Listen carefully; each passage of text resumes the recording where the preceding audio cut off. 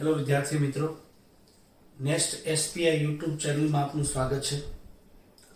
Last લેક્ચરની અંદર આપણે પ્રકરણ નંબર 5 સામાજિક વિજ્ઞાનમાં શરૂ કર્યું હતું, ભારતનો વિજ્ઞાન અને ટેકનોલોજીનો વારસો. સૌપ્રથમ પહેલા ટોપિકમાં આપણે આખા પાઠની અંદર જે અભ્યાસ કરવાના જે ટોપિક છે એ ટોપિકની 1 બાય 1 વાત કરી હતી. ત્યાર પછી એનો પહેલો ટોપિક આપણે શરૂ કર્યો હતો કે ધાતુ વિદ્યાનો પરિચય આપો. મિત્રો, આજે આપણો 5મા ચેપ્ટરનો આ બીજો લેક્ચર છે, મતલબ બીજા ટોપિક તરફ આપણે આગળ વધીએ છીએ. એની પહેલા એક નાનકડી એમથી તમને માહિતી આપી દઉં કે માર્ચ 2020માં જે બોર્ડનું પેપર લેવાનું સોશિયલ સાયન્સનું, એની અંદરથી જે પ્રશ્ન પૂછાનો હતો એનો આજ અભ્યાસ કરવા તરફ આપણે આગળ વધી રહ્યા છીએ. તો પહેલા નોંધ એક મૂકી દઉં છું કે માર્ચ 2020ના બોર્ડના પેપરમાં જે ક્વેશ્ચન પૂછાનો હતો આ પાઠમાંથી 4 માર્ક્સનો એક ક્વેશ્ચન હતો નંબર 1, વાસ્તુશાસ્ત્ર વિશે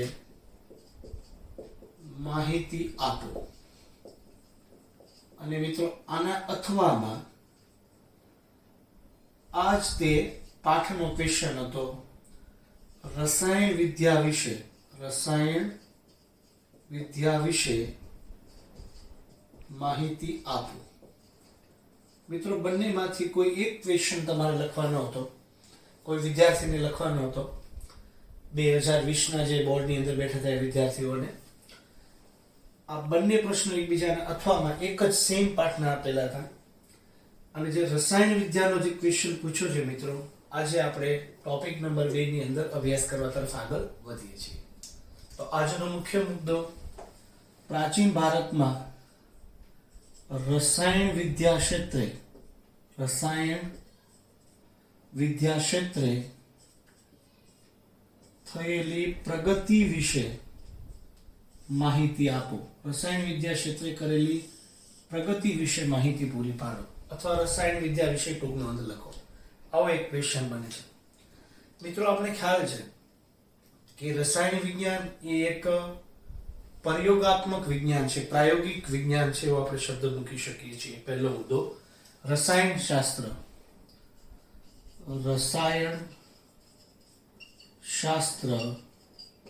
એ એક પ્રયોગાત્મક વિજ્ઞાન છે. આ પ્રયોગાત્મક વિજ્ઞાન જે છે એ જ શબ્દને અહીંયા મૂક્યો હતો બોર્ડના જે ક્વેશ્ચન કર્યો ને માર્ચ 2020ના પ્રશ્નપત્રમાં. તો એક પ્રયોગાત્મક વિજ્ઞાન તરીકે રસાયણ વિદ્યાની માહિતી આપો. જો શબ્દ શું લખ્યો હતો, એક પ્રયોગાત્મક વિજ્ઞાન તરીકે રસાયણ વિદ્યા વિશે માહિતી આપો, એવો ક્વેશ્ચન માર્ચ 2020ની બોર્ડ પ્રશ્નપત્રમાં પૂછાયો. તો પહેલો મુદ્દો લખ્યો છે કે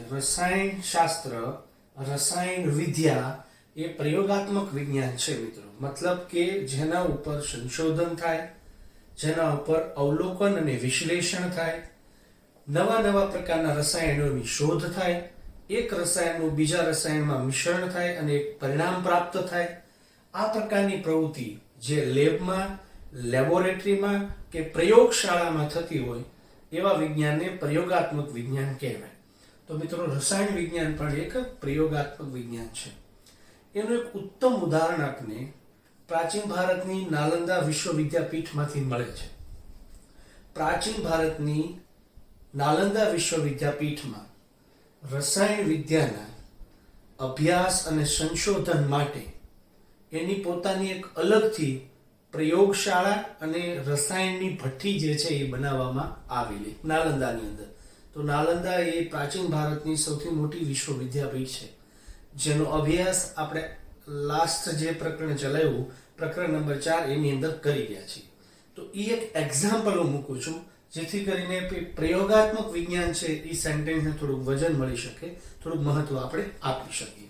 તો પ્રાચીન ભારતની નાલંદા વિશ્વવિદ્યાપીઠમાં પ્રાચીન ભારતની નાલંદા વિશ્વવિદ્યાપીઠમાં તેના અભ્યાસ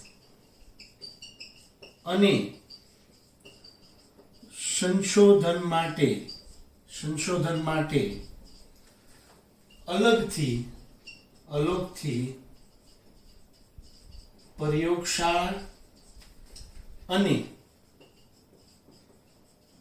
ભઠ્ઠી જોવા મળી છે. તો મતલબ એવું કહી શકાય કે નાલંદા વિશ્વવિદ્યાપીઠની અંદર રસાયણ વિદ્યાનો અભ્યાસ કરાવવામાં આવતો અને રસાયણ વિદ્યાના અભ્યાસ એક પ્રયોગાત્મક વિજ્ઞાન તરીકે જ કરાવવામાં આવતો અને આ વિદ્યાપીઠની અંદર નાનું મોટું રસાયણ વિદ્યાને લગતું સંશોધન પણ કરવામાં આવતું. તો અભ્યાસની સાથે સંશોધનની પ્રવૃત્તિ પણ આ વિશ્વવિદ્યાપીઠમાં થયેલી આપણે જોવા મળે છે એવું કહેવાય. મિત્રો, પ્રાચીન ભારતમાં રસાયણ વિદ્યાનું કાર્યક્ષેત્ર ફક્ત રસાયણો કે ખનિજ પૂરતી સીમિત નહોતું, પણ ઘણા બધા જુદા જુદા ક્ષેત્રોમાં રસાયણ વિદ્યાએ પોતાની પ્રગતિ કરેલી જોવા મળે છે. તો એવા કયા ક્ષેત્રો છે જેમાં રસાયણ વિદ્યાનું ફેલાયેલી હતી અથવા રસાયણ વિદ્યાનું મહત્વ હતું? તો મિત્રો, સૌપ્રથમ ખનિજો, ત્યાર પછી આપણે જોઈએ તો છોડ, પછી કૃષિના બીજ, છોડ છે, કૃષિના બીજ છે, ત્યાર પછી ખનિજો છે, ધાતુ નિર્માણ અને ધાતુ પરિવર્તન,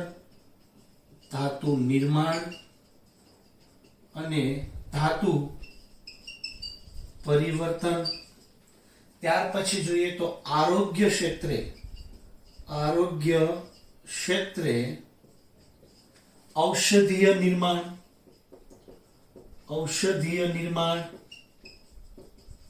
વગેરેમાં રસાયણ વિદ્યાના જ્ઞાનની જરૂરિયાત રહી હતી.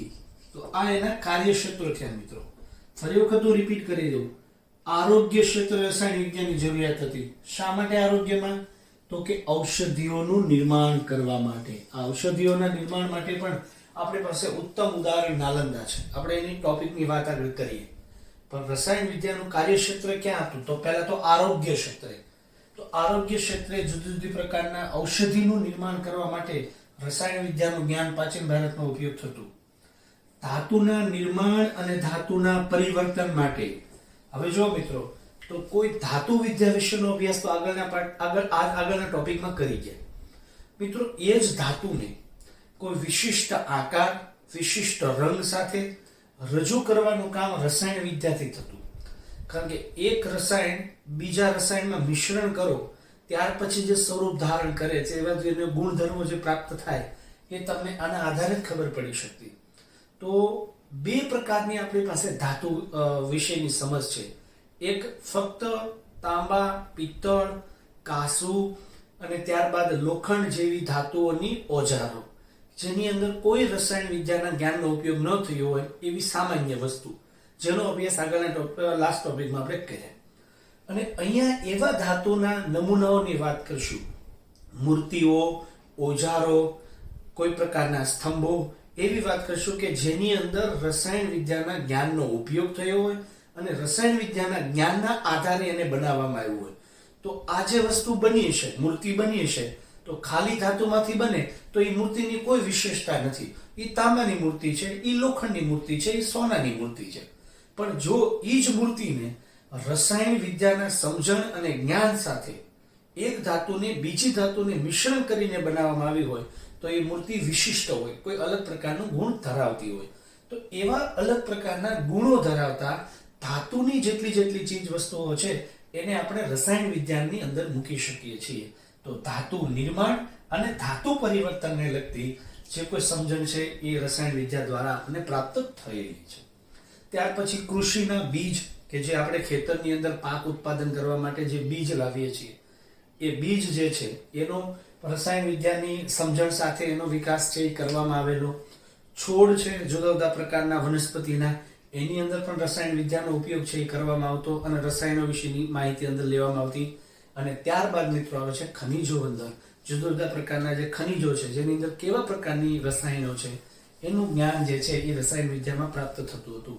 તો આટલા મુખ્ય ક્ષેત્રો હતા કે આ ક્ષેત્રની અંદર આખી રસાયણ વિદ્યાનું જે કાર્યક્ષેત્ર છે એ ફેલાયેલું આપણે જોવા મળતું હતું. મિત્રો ફરી વખત એક નાલંદાના ઉદાહરણ પર જઈએ કે નાલંદાની અંદર રહેલા બૌદ્ધ આચાર્ય નાગાર્જુન જે રસાયણ વિદ્યાના એક શ્રેષ્ઠ આચાર્ય તરીકે માનવામાં આવતા. તો વિધાન લખું છું, નાલંદા વિશ્વવિદ્યાપીઠના નાલંદા વિશ્વવિદ્યાપીઠના બૌદ્ધ આચાર્ય નાગાર્જુન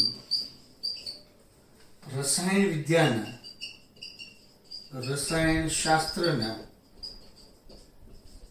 આચાર્ય માનવામાં આવે છે, જેની પાસે રસાયણ વિદ્યા અંગેની સમજણ હતી. તો આ મુદ્દા નીચે હું અંડરલાઈન કરું છું. રસાયણ શાસ્ત્રના આચાર્ય માનવામાં આવે છે. કોને આચાર્ય માનવામાં આવે છે? નાગાર્જુનને. તો નાગાર્જુન ક્યાં હતા? તો કે નાલંદા વિશ્વવિદ્યાપીઠના એ રસાયણ વિદ્યાના આચાર્ય હતા.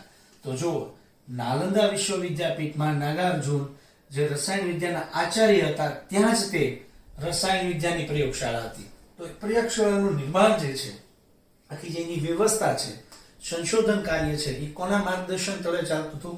આચાર્ય નાગાર્જુનના માર્ગદર્શન તળે. મિત્રો, આચાર્ય નાગાર્જુનને ખાસ કરીને જોઈએ આરોગ્ય મંજરી અને રસ રત્નાકર કે શબ્દ લખે છે રસ રત્નાકર અને આરોગ્ય મંજરી નામના ગ્રંથની રચના કરી.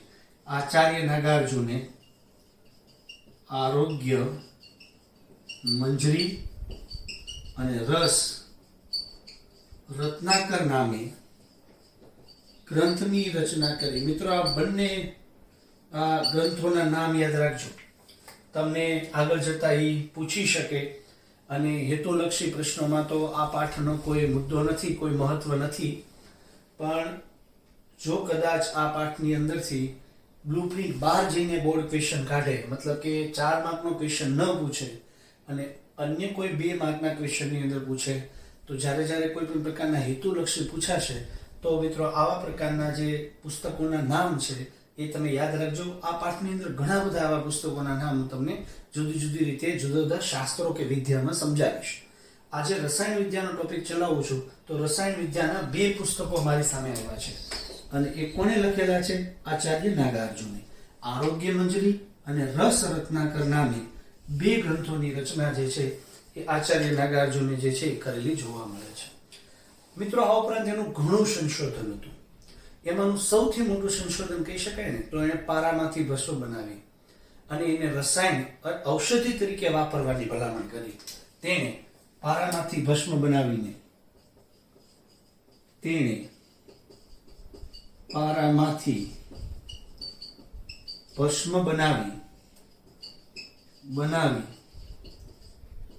ઔષધીય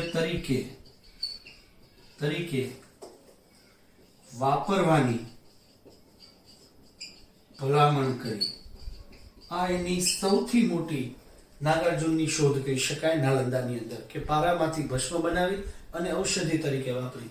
જો મિત્રો, અત્યાર સુધી ઔષધિ તરીકે ફૂલ છોડ અથવા વનસ્પતિનો જ ઉપયોગ થતો. આચાર્ય નાગાર્જુન એવા વ્યક્તિ હતા કે જેને વનસ્પતિ ઔષધિને બદલે રસાયણને ઔષધિ તરીકે વાપરવાની સૌપ્રથમ ભલામણ કરી હોય એવા વ્યક્તિઓમાં એક કહેવાય. એટલે શબ્દ લખું છું, અત્યાર સુધી ફક્ત ને ફક્ત વનસ્પતિને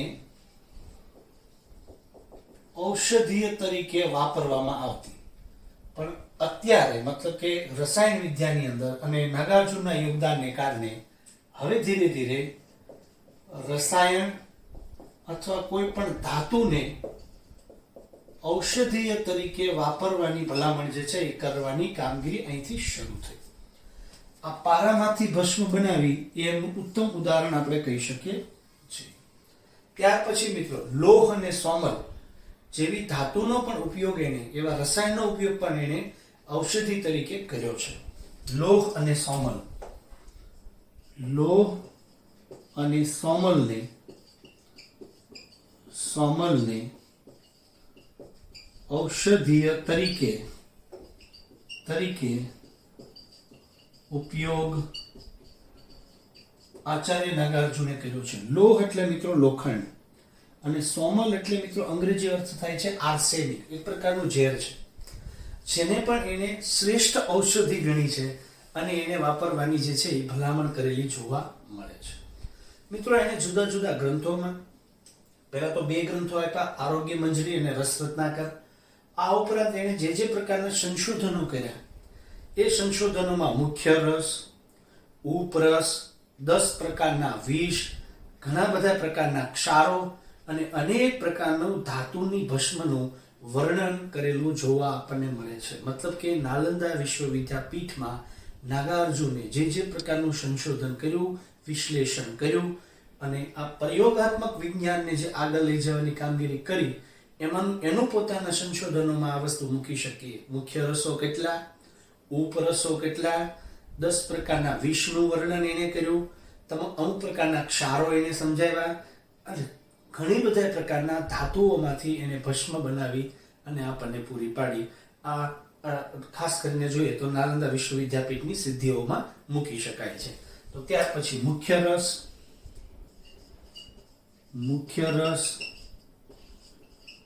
ઉપરસ, 10 પ્રકારના વિષ એટલે કે ઝેર, ત્યાર પછી અમુક પ્રકારના ક્ષારો અને ધાતુની ભસ્મ બનાવી હતી.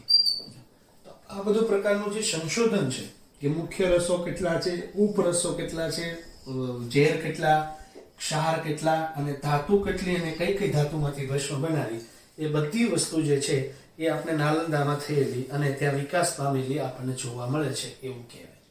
તો મિત્ર આ થઈ ગયું નાલંદા વિશ્વવિદ્યાપીઠ, એના બોધાચાર્ય નાગાર્જુનની સિદ્ધિ અને પ્રાચીન ભારતમાં રસાયણ વિદ્યા ક્ષેત્રે થયેલી પ્રગતિ. પણ આના કોઈ વિશિષ્ટ જો નમૂનાઓ જોવાય, ખાસ કરીને મેં તમને નમૂનાઓ આપ્યો ધાતુ નિર્માણની બાબત સમજાવી કે ભાઈ તાંબામાંથી બનેલી મૂર્તિ હોય અને રસાયણ વિદ્યાના ઉપયોગ કરીને બનાવેલી મૂર્તિ હોય, એમાં મોટા ભાગે ફેરફાર જોવા મળતો હોય. મૂર્તિઓના એનો રંગ છે, એનો આકાર છે, એ બધી વસ્તુમાં એના ગુણોમાં પણ ફેરફારો થઈ જતા હોય છે. તો એવી કઈ પ્રકારના નમૂનાઓ કોઈ દેશમાં કે ભારતની અંદર આપણી પાસે છે, તો એવા નમૂનાઓ વિશેની માહિતી થોડી આપણે લઈ લઈએ. તો 3 એક્ઝામ્પલ્સ મિત્રો બહુ સરસ આપ્યા છે. બિહારના સુલતાનગંજમાંથી ભગવાન બુદ્ધની મૂર્તિ મળી, જે 7.5 ફૂટ ઊંચી હતી અને 1 ટન વજન ધરાવતી હતી, જે ભારતીય રસાયણ વિદ્યાનો નમૂના તરીકે પણ ઓળખાવી શકાય. તો પહેલું એક્ઝામ્પલ લખું છું, બિહારના સુલતાનગંજમાં. એક્ઝામ્પલ તરીકે, ઉદાહરણ તરીકે નંબર 1, બિહારના સુલતાનગંજમાંથી 7.5 ફૂટ ઊંચી અને 1 ટન વજન ધરાવતી ભગવાન બુદ્ધની મૂર્તિ મળી. આ મૂર્તિ ભારતના રસાયણ વિદ્યાના ઉદાહરણ તરીકે આપણે મૂકી શકીએ છીએ. આવું છે બીજું ઉદાહરણ મિત્રો, નાલંદામાંથી જ મળ્યું. અહીંથી નાલંદામાંથી 18 ફૂટ ઊંચી ભગવાન બુદ્ધની પ્રતિમા મળી, જે પણ રસાયણ વિદ્યાના જ્ઞાન અને સમજણને આધારે એ મૂર્તિ બનાવવામાં આવેલી, એનું નિર્માણ કરવામાં આવ્યું. તો બીજું ઉદાહરણ લખું છું, નાલંદામાંથી 18 ફૂટ ઊંચી ભગવાન બુદ્ધની મૂર્તિ પ્રાપ્ત થઈ, જે પણ ભારતીય રસાયણ વિદ્યાનો નમૂનો કહેવાય. હવે સૌથી વધુ આચાર્ય પમાડે અને રસાયણ વિદ્યા વિશેની આપણી જે પોતાની સમજ છે એને સર્વશ્રેષ્ઠ બનાવવામાં ઉપયોગી થાય એવા નમૂનાઓમાં આપણે દિલ્હીના લોહ સ્તંભને લઈ શકીએ. આ લોહ સ્તંભ સામાન્ય રીતે જોઈએ તો 24 ફૂટ ઊંચો છે અને 7 ટન જેટલું વજન ધરાવે છે.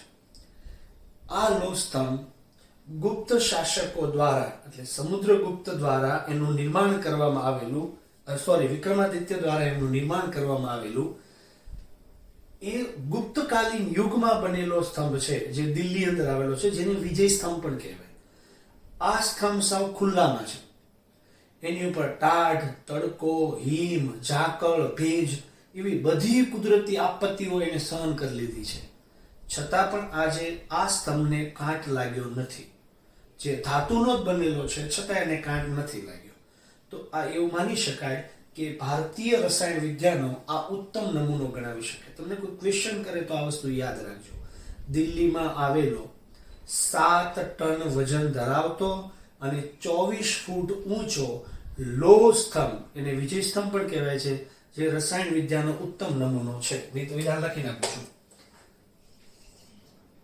7 ટન વજન અને 24 ફૂટ ઊંચો દિલ્હીમાં આવેલ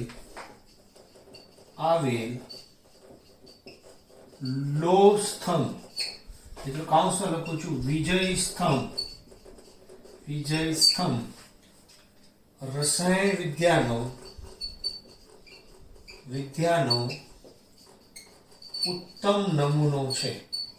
મતલબ બીજા અર્થમાં કહો તો કે શ્રેષ્ઠ નમૂનો છે. આ લોહ સ્તંભ કોણે બનાવેલો? તો કે વિક્રમાદિત્ય, એટલે કે ગુપ્ત શાસકોના રાજાઓમાં વિક્રમાદિત્યએ આ લોહ સ્તંભનું નિર્માણ કરેલું આપણને જોવા મળે છે. તો વિધાન લખું છું. વિક્રમાદિત્ય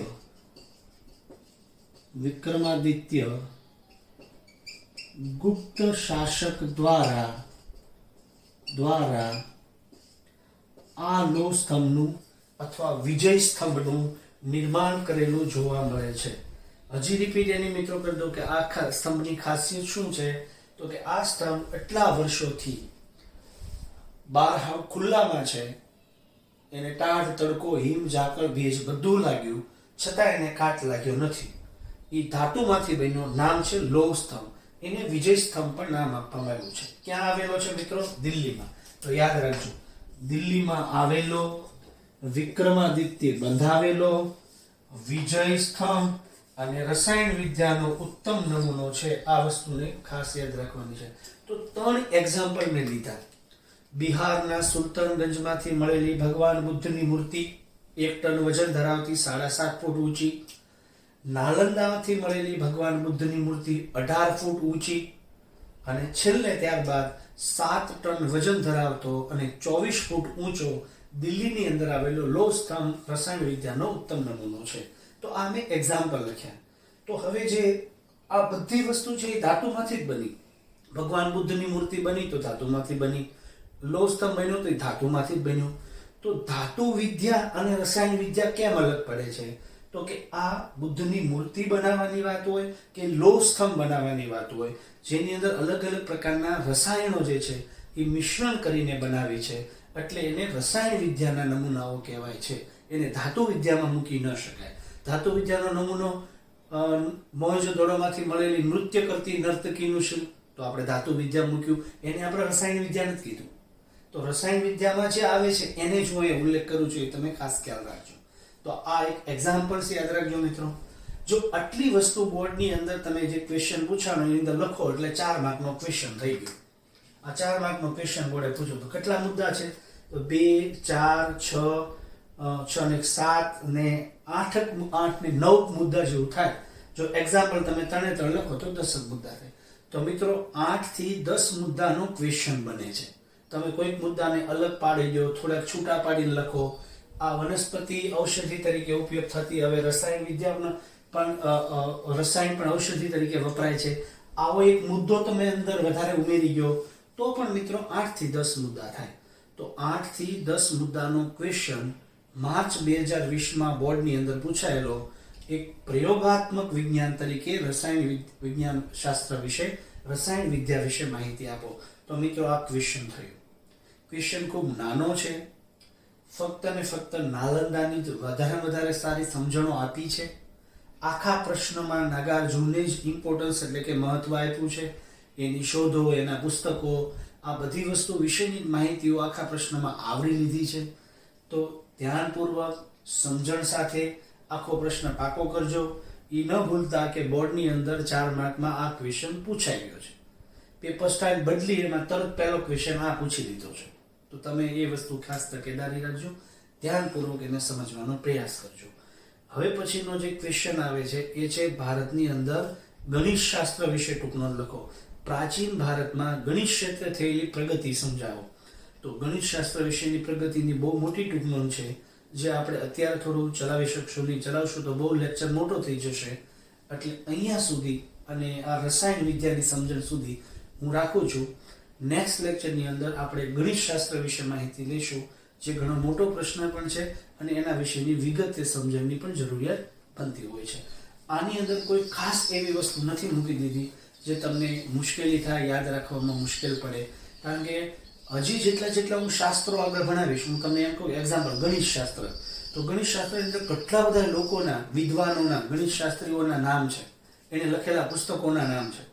તો એવી માહિતીઓ એ નથી આપી કે ભાઈ અહીં અનેક પ્રકારના રસાયણ શાસ્ત્રીઓના નામ લખ્યા હોય.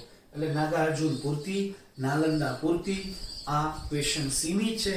અને એ સીમિત ક્વેશ્ચનને પાકો કરીને તમે આગળ વધજો, સમજણ સાથે પાકો કરજો, લખજો, સાથે નોટ ડાઉન પોઈન્ટ્સને કરતા જજો, મુદ્દાઓ અલગ તારવતા જજો. અને ન ભૂલાય કે બોર્ડની અંદર આ ક્વેશ્ચન પૂછાયેલો છે. અહીંયા સુધી મિત્રો આપણે રાખીએ. નેક્સ્ટ ટોપિક સાથે એટલે ગણિત શાસ્ત્ર સાથે ત્રીજા ટોપિકમાં આપણે ત્રીજા લેક્ચરની અંદર મળશું.